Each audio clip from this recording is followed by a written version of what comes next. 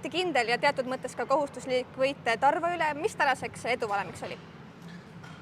Meie agressiivne kaitse, mida pealt me suutsime nii mõnedki lihtsalt korvid saada, kuigi siin teisel veerandajal tekkisid mingid mõõnad, aga üldises pildis ma arvan, et me ikkagi astusime väikse sammu edasi. Ja suutsite juba tegelikult poolajaga sellise 20-punktilise eduseisu sisse mängida, et selle pealt oli ilmselt hea ja enesekindel minna ka teisele poolajale vastu. Ma ütleks just vastupidi, et meil on väga palju mänge olnud, kus me oleme -20 pealt tappa saanud, et pigem pidi hoidma nagu pea selge ja alustame teist poolega samamoodi nagu mängu ja samamoodi edasi nii-öelda põrutama.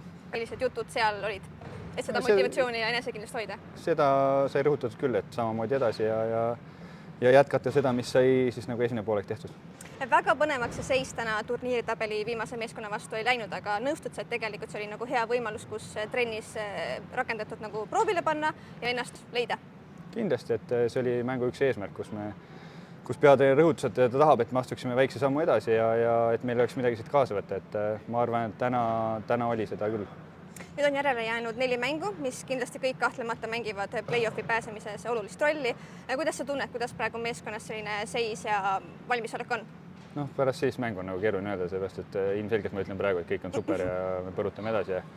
Aga ilmselgelt need vahepealsed kaotused natuke ikkagi nagu ka sõid aga ma loodan, et see TalTechi mäng näitab ka midagi, kuigi pärast seda on ikkagi mingisugune koondise paus, et ma arvan, et saab päris väljakutsuv järgmised 1,5 kuud olema. Motivatsiooni kahtlemata jagub? Ma arvan, et selles oli küsimust. Väga hea, palju õnne ja aitäh! Aitäh!